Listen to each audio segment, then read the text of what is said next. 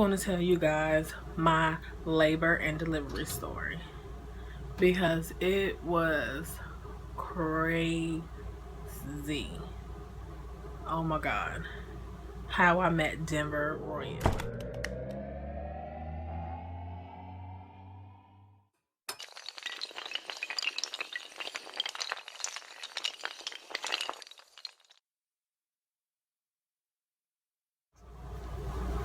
Okay, so let's start from the beginning. So I left work because I work from 11 to 7 a.m. I left work and I usually had doctor's appointments every Monday and Thursday. So I don't know what day it was actually. I know it was the 23rd. April 23rd, 2015. I left work and I went to a normal checkup just to see how she's doing. Is she stressed out? Because my whole pregnancy I had high blood pressure and they was just watching it, just make sure I don't get preeclampsia or anything in that nature.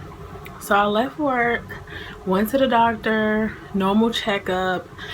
So the doctor was like, oh, you're fine, so go home. I said, okay, so she's not coming until the 29th, which is my mother's birthday. I said, she's not gonna come. Then I got a call from my doctor and she was like, Jazz, your blood pressure is too high. I need you to get your butt back here. So I'm like, okay. So I called my mom and I was kind of panicky and I was like, Mom, she told me that I had to turn around and I had to come back. And she was like, why? Is the baby coming? And so I was like, okay, she's too happy, so I had to get off the phone. But I went back and I saw Dr. Booth and she was like, your blood pressure is kind of high. And I was like, oh my goodness. But this whole time she was like, it's not high enough that we're going to send you into labor or anything. I said, okay, so why am I here? She was like, we just need to let you know that before you walk out the door. And then she said I could leave again. I made it literally to my driveway. And Dr. Booth called me and was like, we were looking at the wrong blood pressure this whole time. I'll need you to come back. So this time I told my mom to put on some clothes. Because obviously, like, y'all keep bringing me back to the doctors. Y'all ready for her to come. I was hoping that wasn't the case because I wasn't ready for her to come. So then me and my mom get there. And it was like, yeah. She started handing me these papers. She was like, that baby is going to be here today or tomorrow. I just wanted to cry. Like, I was having a heart attack because I did not want Denver to come because I wasn't ready. I wanted her to come when I was ready. And obviously, it don't work like that. But I just wanted to shed so many tears because why did she have to come right now? And on the other hand, while I'm about to cry, my mom is so excited. Like, she's jumping around and just, yes, I'm about to meet my baby. And oh my goodness, like, she's about to go into labor, but I was not ready. But anyway, we went home. I was still in shock. Like, I didn't even want to eat anything, or I just wanted to go and hurry up and get induced. So they put me in this room and we're in there and she was like, you're not ready yet, so we're just gonna hook you up to the baby monitor. So they hooked me up to the baby monitor. And, you know, she's acting normal. Doing what she normally does, just chilling, sleep, whatever. And then I started feeling minor contractions that at the time were the worst contractions. I thought it was time because I have never felt this type of pain in my life before. I have never wanted to cry like that before. Like, I don't know, that type of pain was just not real to me. But these were minor. She said I wasn't even in active labor. Like, I didn't even reach active labor yet. But it wasn't time. So as it's going on, my doctor come in. She was like, you can get pain medicine. You just can't get an epidural because I wasn't even I was dilated probably 2 centimeters. So I could only get pain medicine, and it knocked me out at 2 hours 2 hours. That's it. Because I remember waking up every 2 hours crying from the pain. But the only way you can get the pain medicine is if you let them check your cervix. So I went 7 hours without pain medicine because I did not want her to check my cervix, because I feel like that's the worst pain that they were inflicting on my body at the time. Like, it hurt so bad to check someone's cervix. That is the worst pain. Like, it's just like, it's I don't know. It's like me and the doctor became one when she checks my cervix. It hurts so bad. So I went 7 hours without, I went 7 hours without pain medicine. So I remember it being, I don't know, it was morning time when all this was happening. It was morning time. I woke up in the worst pain that I've ever experienced. I started ripping heart monitors off, like panicking. I was about to rip the needle out of my arm. I just had to get it out. Like, I was over it. Like, I was done. And my mom was like, you better not rip that out of your arm. You better calm down. I'm just like, like, I just want to die. Like, just let me die right now, because this hurts so bad. But the lady would not give me an epidural. That's why I just felt like I was done. So then the little nurse was like, we have to put these heart monitors back on you. And I was like, I don't know how you're going to do that, because I'm not laying back. Like, if y'all not giving me an epidural, y'all not going to hear a heartbeat. And I don't know, I was being a little overdramatic, but at the time, no, I wasn't. Like, y'all know how this feel, so y'all better give me an epidural. I was 3 centimeters, and they gave me an epidural because I would not lay back and let them hear Denver's heartbeat. So the lady came down. They had to put my mom out the room. I still don't understand why. And the lady was like, this is going to hurt, and just give me the rundown. I was at the point, I was like, I don't care. Like, you need to hurry up and give me the epidural. Like, I do not care. So I'm leaning on the doctor. She's like, squeeze me. I'm telling you, when you hit those contractions are hitting, you do not care about that epidural. Like, I didn't even feel the pain. I just felt when she said, I heard her say, your legs are going to go numb. And I started feeling my legs go numb. I did not feel the pain. I didn't jump. I didn't care, because I just wanted those contractions to stop. Like, you just want the worst cramps that you've ever felt in your life to stop. I remember being out for a long time. I fell asleep for a long time. And here goes. I woke up in the worst pain. I mean, my left butt cheek just hurt so bad. It hurt so bad. I'm just thinking about it right now. I mean, it hurt so bad that you can kill somebody. So I paged my doctor. I said, y'all need to come in here because my epidural's wearing off and my left butt is like hurting so bad. Like, I can cry. She was like, okay. So she called the anesthesiologist back down. Whatever he's called. The person who gives the epidural. She called him back down, and he put some more in there, and then it would not go away. Like, it went away for like 3 minutes. And it went away for a minute. And then that's when it came back strong, like stronger than I've ever felt it, like, in my life. Then we call him back down because I was not playing. And then the lady was Kat. Her name is Kat. She said, Jazz, let me check your cervix. And I was like, no, like, I don't care, no. But I had to let them check my cervix. So she checked my cervix, and she was like, you're 9 centimeters. My mom is still not in the room. Where's my mom? She's downstairs mingling with the security officer, because everywhere she goes, she know how to make friends. So then she come back up the stairs, and they were like, Grandma, your daughter's 9 centimeters dilated.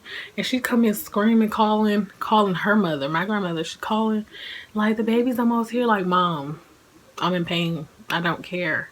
Like, I don't care how y'all about to get her out, just get her. I don't care what y'all do, just get her out. Like, I don't even care.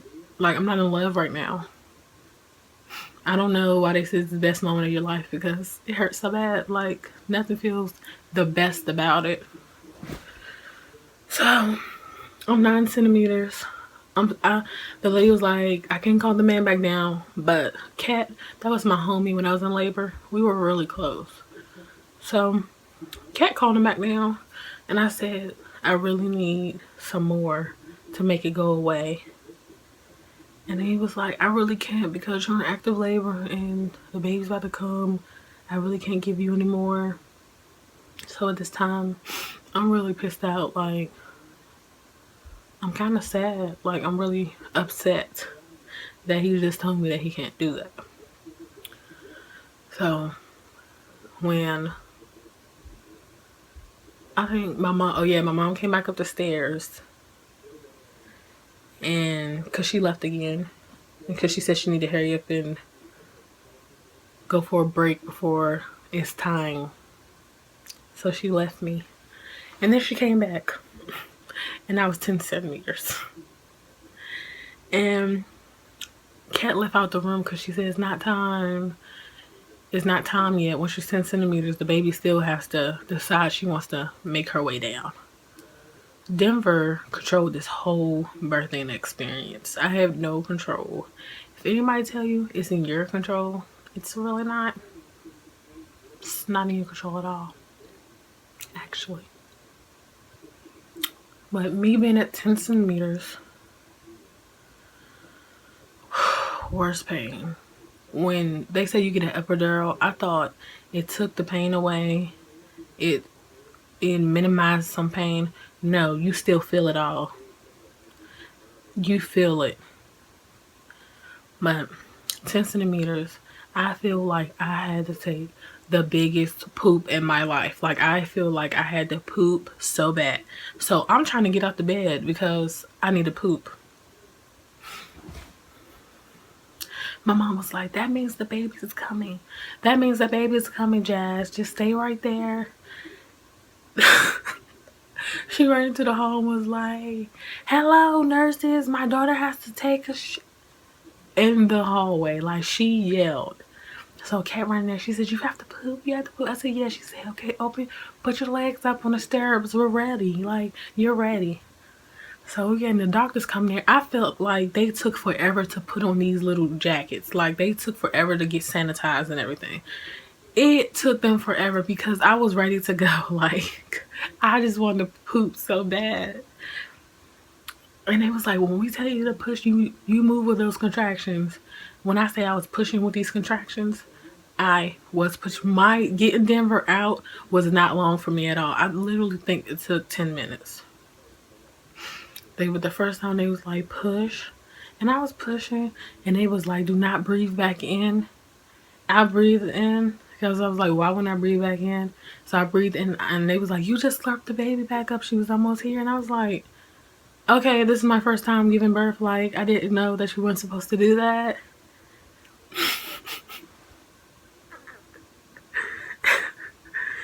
Like, everybody looked mad and frustrated. My mom was looking at me, like, trying to hold her composure, like, I can't believe she just did that. And then I pushed again. I think I pushed 3 more times, give or take. And then that's when I didn't see it. I said I saw my mom's face, and she was like, Denver's head, like, she has a lot of hair.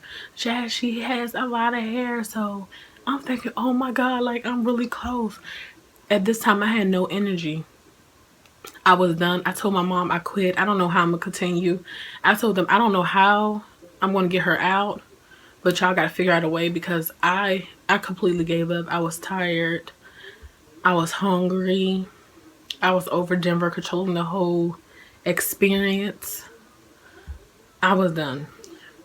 So then my mom was like, Jazz, her head, she has a lot of hair. So then I remember doing one more push, her head came out. And it was like, oh my gosh, she's beautiful. And I was like, oh my gosh, she's so pretty. And I can't even see her because I'm weak. I can't even see. So my mom was in my ear because I was about to cry. And she was like, my nigga, we made it. I just bust out laughing like, who does that when somebody's in labor? Like, really, LaMaya? And then she was like, Jazz, we're almost there. So it's so emotional. Like, I push one more time. Denver flew out. And the lady who delivered Denver she was training to deliver babies. So she like caught Denver. Like, she caught her. They rushed her over because she wasn't making any noise. So they rushed her. Denver didn't come out crying. She was looking at me and smiling. She was looking around smiling like, yeah, I came when I want to come. What's up? Like, she didn't care. After this time, she was like, yeah, they did a little tear. But she didn't do that much. You know, it's a little tear. It felt like that lady was down there for like 30 minutes sewing me up. A little tear turned into something so big because, yeah, that lady was down there forever. But I remember my mom bringing Denver over. She was the prettiest Asian looking baby I've ever seen in my life. She had the most chinkiest eyes. And y'all might see it. It's on my Facebook page. That was the picture that we first took when she came out. She was the chinkiest baby I've ever seen. She was so pretty. And her smile was just like, how did I create something so pretty? Like, why did I deserve something so perfect? And I stood up. Okay, after birth, don't stand up as soon as you give birth. Because I jumped back right into normal. Because after birth, I stood up. I didn't know I could control my bowels because I had a catheter.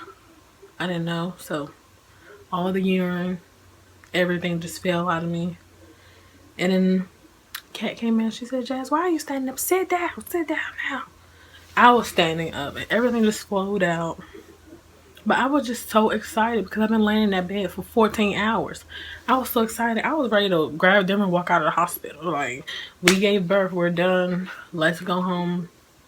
But because Denver came at 38 weeks, me and her had to stay in the hospital for 2 weeks just to make sure, you know, she was okay and she was good. So, I think I had a pretty good labor. I think it was good. I'll do it again, and I think I'll do it again in the same exact way that I did it because I'm not doing nothing natural. Like, no. I'm going to the hospital. I'm getting pain medicine. I'm getting an epidural. Same exact way. But then Kat took us to the recovery room where we were staying, and my mom was like, deuces, I'm hungry, I'm sleepy, I gotta go, and da-da-da.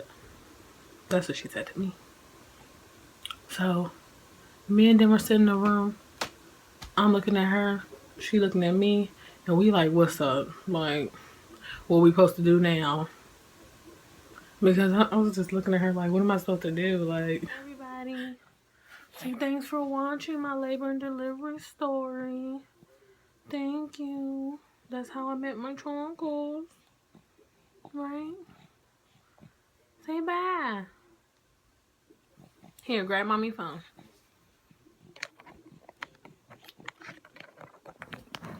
Here, take mommy's phone. There you go. Take it. Okay.